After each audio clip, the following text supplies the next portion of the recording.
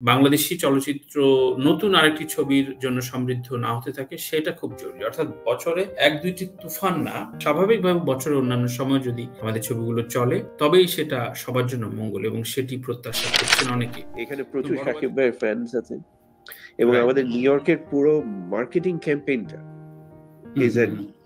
আমি বলতে পারি যে is a dedication to this ছবি, আনন্দঘন ছবি, যেখানে সোনাক্ষী সিনহার পাশে তার বাবা লেজেন্ডারি অ্যাক্টর শত্রুঘ্ন সিনহা দেখা যাচ্ছে এবং এর আগে কিন্তু বেশ কয়েকবার খবর এসছে যে সোনাক্ষীকে ঘর থেকে বের করে দেওয়া হয়েছে। গত ২ সপ্তাহ ধরে সোনাক্ষীর সাথে তার বাবা মা কথা বলছে না।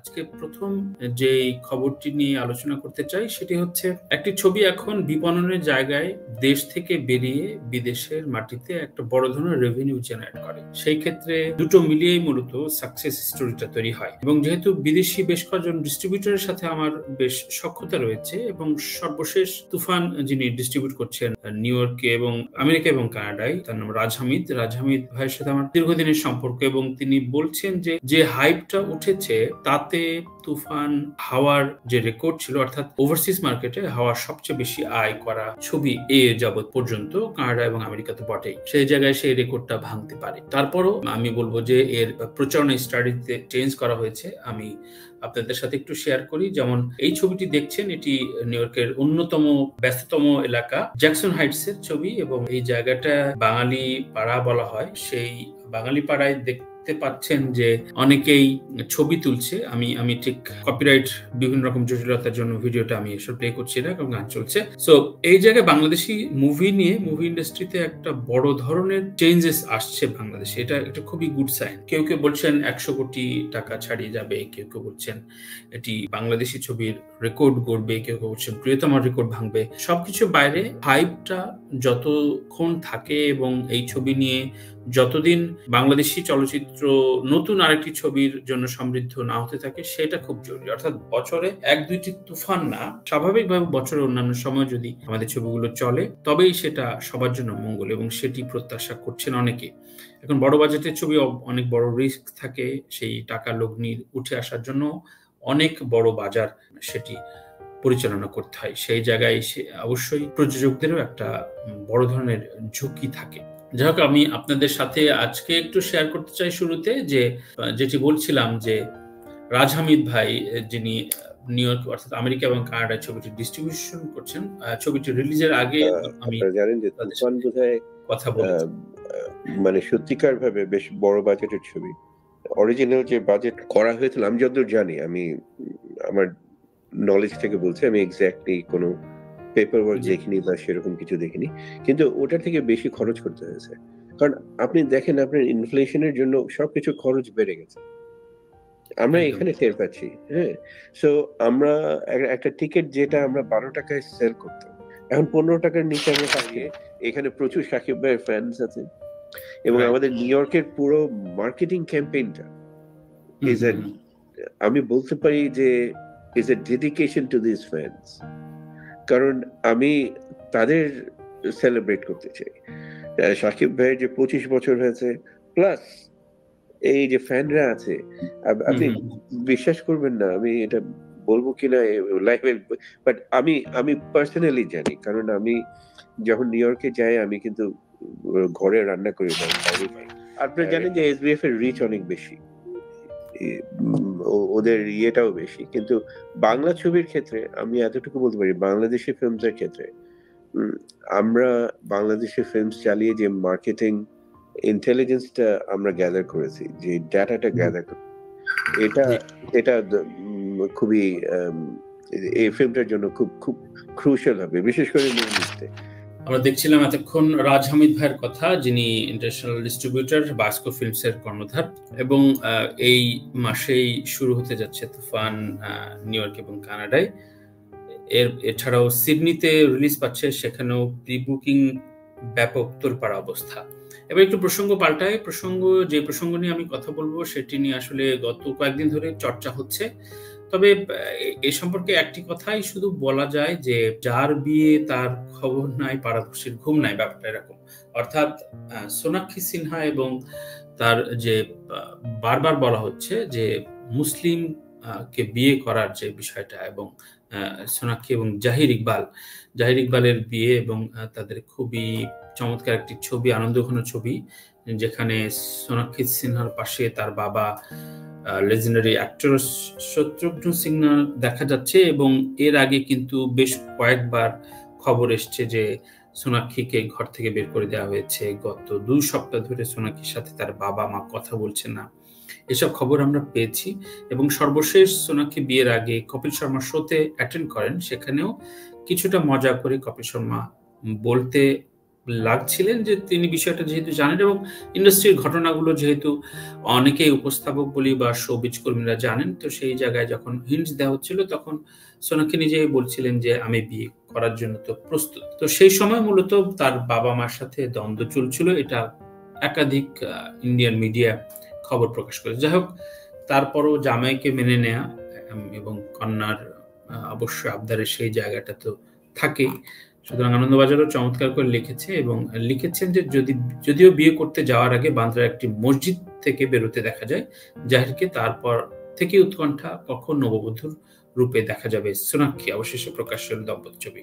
এবং একই সাথে ইনস্টাগ্রামে আরো একটি চমৎকার ছবি তারা প্রকাশ করেছেন, যেখানে হাতে চুম্বন করছেন। এবং প্রসঙ্গ হচ্ছে যার বিয়ে তার খবর নয় পাড়াপড়শি ঘুম, অর্থাৎ তারা যদি সুখে থাকে সেটি সবচেয়ে বড় কথা। কিন্তু বারবার গণমাধ্যমে হেডলাইন আসছে যে মুসলিমকে বিয়ে করার জন্য অমুক তমুক ইত্যাদি নানান জটিলতা। এই জটিলতা আদিকালের, এই জটিলতা আদৌ মিটবে কিনা, আদৌ এর কোনো সমাধান আছে কিনা, সেটা বিশাল বড় প্রশ্ন।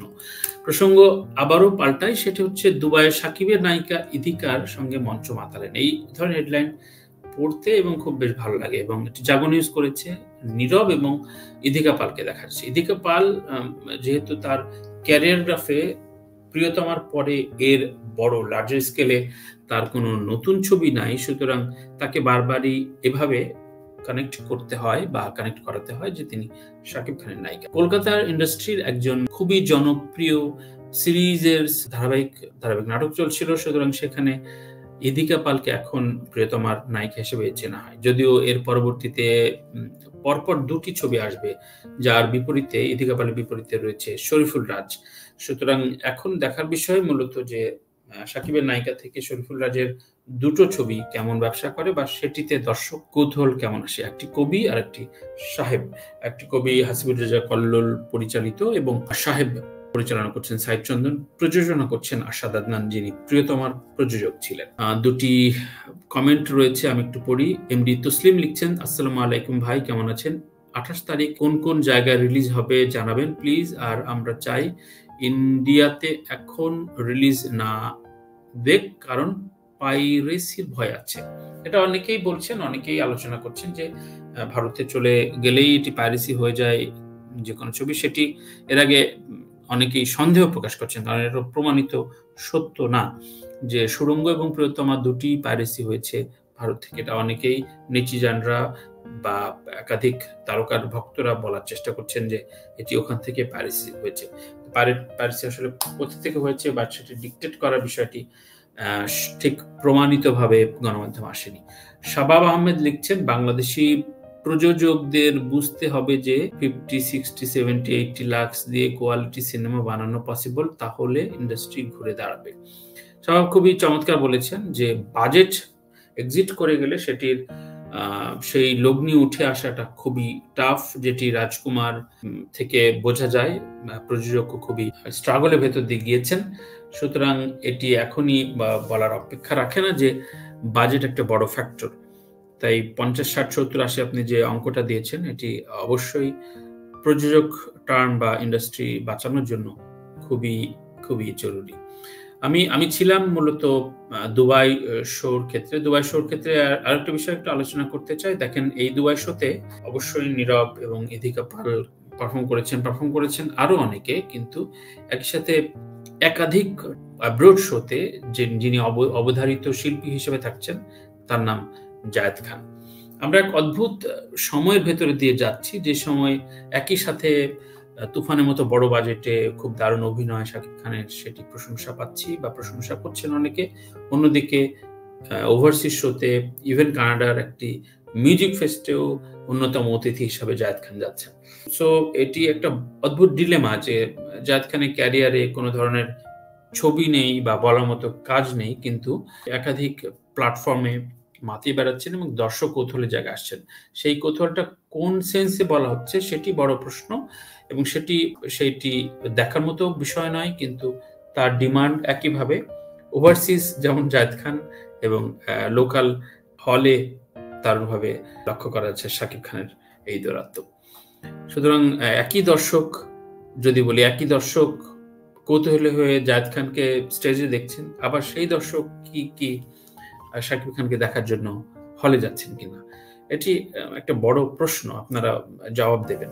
সাকি লিখছেন, সাকি আমার খুব পুরনো দর্শক এবং সমালোচক, শাকিব খানের সাথে দেবজিতের তুলনার পর্যালোচনা করবেন। সাকি আমি গতকালকে করেছি, সুতরাং এটি নিয়ে আজকে আর কথা বলতে চাই না। আলিম 7 লিখছেন, তানভীর তারেক ভাইজান আমি আপনাকে অনেক আগে থেকে ফলো করি, অনেকে আপনাকে বাজে কমেন্ট করে, আসলে তারা আপনাকে মূল্যায়ন করতে জানেই না, কেননা এখন এত সাংঘাতিক ভরে গিয়ে ভালো সাংবাদিকদের ভালো তারা বাজে কমেন্ট। আচ্ছা, এটি মূল্যায়ন অবমূল্যায়নের বিষয় না।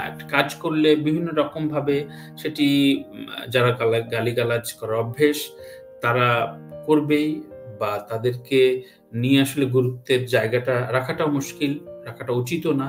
কিন্তু আমি মনে করি যে মাঝে কিছুটা গুরুত্বের জায়গাটা নিয়ে গিয়েছিলাম। সেটি আমরা অনেকে কলিগরা বলছিলেন যে কেন আমি এই কাজটি করেছি, এটা কাজটি না করলে পারতাম। পরে আমার মনে হলো যে না, আমি কেন, যারা আসলে খুব নেগলেক্ট করছে আমাকে, যারা আমাকে গালিগালাজ দেবার জন্য পায়তারা খুঁজছে, তাদেরকে কেন আমি গুরুত্ব দেব।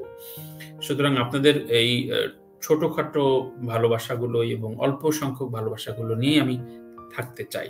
শাবাব আহমেদ আরো লিখছেন যে যেই মানুষ নাচের না জানে না, গানের অ্যাক্টিং এর জানে না এবং দাপটের সাথে মাতিয়ে বেড়াচ্ছেন, জায়েদ খান এই কনফিডেন্ট কেমনে পায়?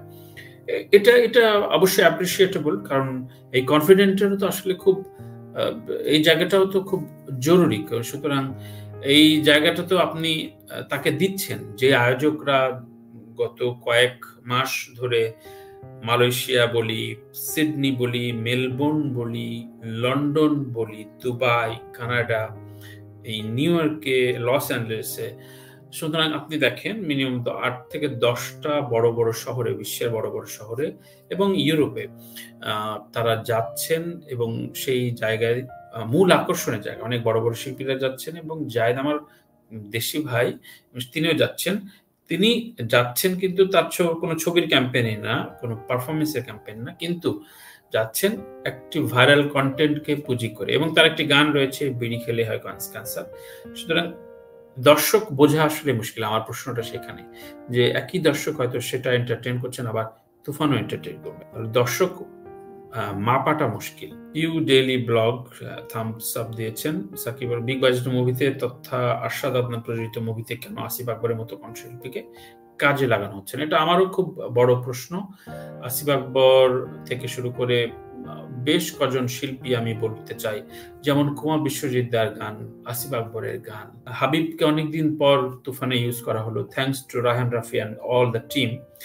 কিন্তু যারা আসলে সত্যিকার অর্থেই গুণী শিল্পী তাদেরকে কাজে লাগানোটা জরুরি, কারণ আসিফ আকবর শুধু এই ছবি না, গত কয়েক বছর ধরে বাংলাদেশ ফিল্ম ইন্ডাস্ট্রি, আসিফকে বলা হতো, আসিফ কিন্তু অডিও ইন্ডাস্ট্রিতে আসার আগে ফিল্ম ইন্ডাস্ট্রিতে ফিল্মে প্লেব্যাক করে অনেক বড় তারকা, অনেক বেশি ব্যস্ত ছিলেন। সেই আসিফকে কাজে লাগানোই হয়। একটি ছবিতে আমার জানা মতে ডার্ক ওয়ার্ল্ডে আসিফ আকবর কাজ করেছেন, সেটিও।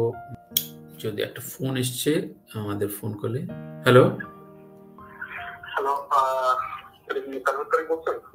জি জি বলছি ভাই।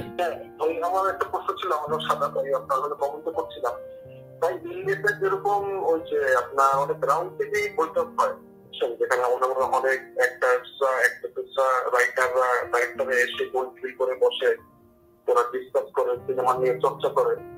তবে আমাদের দেশে তো মনে হয় আপনাকে আমরা এই মুহূর্তে দেখতে পাচ্ছি যে আপনি একজন যে একটা আয়োজন করতে পারেন, যদি আপনার ইউটিউব চ্যানেলে বা অন্য কোনো চ্যানেলে, যেখানে বড় কোনো রায়হান রাফি, হিমেল আশরাফ, আশরাফ নিপুণ, সবাই এসে বসলো বা কথা বললো, ডিসকাস করলো, সিনেমা নিয়ে চর্চা করলো, এরকম কোনো আয়োজন করা যায় না? জি সাদাত, খুব ভালো বলেছেন। আমি আমি আমি অ্যান্সারটা দিচ্ছি। সেটি হচ্ছে, আমি জানি না এটা টেলিপ্যাথি কিনা, আমরা কিন্তু কোলাহল থেকে অলরেডি আশা করছি, মানে আমি এটা আয়োজন আমরা অনেকদিন ধরে চলছে। আমি বলছি একজনের নাম স্পেশালি খিজির হায়াত খান, আমার খুব বন্ধু মানুষ, উনিও নির্মাতা, এবং খিজির হায়াত খানের উদ্যোগে আমি বলতে চাই অনেকদিন ধরে আমাকে এই কাজটি করতে বলছেন। আমরাও কোলাহল থেকে, আমি অর্থাৎ যে অফিসটা বসে আছি, কোলাহল ডিজিটাল কন্টেন্ট এজেন্সি অফিস, এবং এখান থেকে আমাদের স্টুডিওতে একটি রাউন্ড টেবিল, অর্থাৎ যে ডিসকাশনের কথা বলছেন, সেই ডিসকাশনটা আমরা 4 থেকে 5 জন অতিথিকে নিয়ে আমি করব। এবং এটি এখন অবশ্যই আপনাকে অ্যাপ্রিশিয়েট করি যে সেই করার জায়গাটা যখন আমি আমার ভিতর থেকে আর্টস ফিল করছি, তখন আপনি প্রশ্নটা করলেন যে এটা করা যায় কিনা। অবশ্যই করা যায়, এবং খুব শিগগিরই, এবং আশা করছি এটি তো জুনের শেষ পর্যায়ে, জুলাইয়ের ভিতরে এই রাউন্ড টেবিল সাথে বৈঠকি আলোচনা, আমরা নামও দেই নাই, এটার একটা নাম দিয়ে আমি আপাতত মান্থলি 2টা করে, অর্থাৎ 15 দিনে একটা, যদি সেটাও না পারি মাসে অন্তত একটা, এটি করার ইচ্ছা অভিপ্রায় রয়েছে। তবে আপনাদের জানিয়ে রাখি, গেস্ট একসাথে করা আর গেস্ট আলাদা আলাদা শো করা কিন্তু দুই জিনিস। আমার র্যান্ডম আমি বিভিন্ন শোতে অ্যাটেন্ড করি বা আমার উপস্থাপনের শো আপনারা দেখেন, সেটি সিঙ্গেল গেস্ট, সবাই সব রকম ভাবে ব্যস্ত। একজন অভিনেতা শুধু অভিনয় করে না, তারও অন্যান্য অনেক রকম এন্ডোজমেন্ট থাকে। তিনি যেমন ব্যস্ত থাকেন, ঠিক একইভাবে গেস্টরা একসাথে 4 জন একই ক্যাটাগরির গেস্ট পাওয়াটা খুব মুশকিল। সুতরাং সেই ক্ষেত্রে মাসে আমি একটা এই শোটা রাখতে চাই। থ্যাঙ্কস টু ইউ সাদাত, যে চমৎকার একটি প্রস্তাবনা এবং চমৎকার বিষয়ে কথা বলা। আমি আজকে হকা লাইভটা শেষ করব। আরো অন্য অনেক বিষয় আসলে পড়ে থাকে, কিন্তু একটি লাস্ট প্রসঙ্গ নিয়ে আজকে শোটা শেষ করতে চাই। সেটি হচ্ছে, মিটু একটি বড় ধরনের ইস্যুস ছিল একটা সময়। তো সেই ইস্যুর সময়ে আমরা দেখেছিলাম যে অনেক most of the senior person জড়িয়ে নায়ক নায়িকা নানান রকম যৌন হেনস্থার কথা বা অভিযোগ চলে আসছিল। ঠিক সেখানেই অনেকদিন পর একইভাবে নানা পাটেকর এবং তনুশ্রী দত্তর যে অভিযোগটা চলছিল, সে অশোভন আচরণের যে অভিযোগ ছিল, সেই অভিযোগে মুখ খুললেন নানা পাটেকর, এবং বললেন যে অবশেষে যে আমি এটি তো আমি করিনি, সুতরাং সে সময় আমি কেন গণমাধ্যমকে সেই জবাবটা দেব। অবশ্য ভালো লাগলো, কারণ নানা পাটেকর আমার খুব প্রিয় অভিনেতা। আমি নিজেও খুবই অবাক হয়েছিলাম, কিছুটা মন খারাপ হয়েছিল। তো আজকে এই স্টেটমেন্টটা আমি আজকে দেখে এটি মনে হলো যে আপনাদের সাথে শেয়ার করি। সর্বশেষ কমেন্ট আমি পড়ি। তানভীর ভাই হামিদ মোহাম্মদ লিখছেন, তানভীর ভাই কেমন আছেন? আমার একটা কথা ছিল, ইকবাল যদি সিনেমার এতটাই ভালো চায়, তাহলে অন্য সিনেমা নিয়ে সকাল সন্ধ্যা কিভাবে বাজে মন্তব্য করে? আমি মনে করি যে এই বিষয়ে আসলে গতকালকে আলোচনা করেছি, প্রতিদিন এই বিষয়ে আসলে আলোচনা করার মতো খুবই গুরুত্বপূর্ণ কিছু না।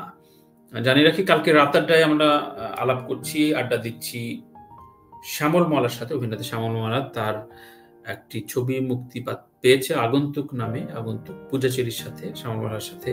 আমার এর আগেও আমরা আড্ডা দিয়েছি, বাট এটি মুভি রিলিজের পর একটি আড্ডা হচ্ছে কালকে রাত 8টায়। আপনারা লাইভ দেখবেন জাগ এফএম সহ, পরবর্তীতে আমার একাধিক প্ল্যাটফর্মে দেখার আমন্ত্রণ রইল। সবাই ভালো থাকবেন, খুব ভালো রাখবেন, এবং বাংলাদেশি চলচ্চিত্র, গান, নাটক বা বিভিন্ন কালচারে যে আলোচনাগুলো হয়, সেই পর্যালোচনার সঙ্গে থাকবেন। এর সাথে যেই শেয়ার বাটন, আমি বারবারই এই কথা বলি, কারণ শেয়ার বাটনটা আপনারা যারা খুবই গুড লিসনার, গুড ভিউয়ার্স, তারা ইউজ করেন কম। তাদেরকে বলবো যে ভালো কন্টেন্ট গুলো শেয়ার করুন, এবং আমার চ্যানেলটি সাবস্ক্রাইব করা না থাকলে সাবস্ক্রাইব করুন। আল্লাহ হাফেজ, কথা হবে, দেখা হবে আগামীকাল। সে পর্যন্ত ভালো থাকুন। Till then, bye by.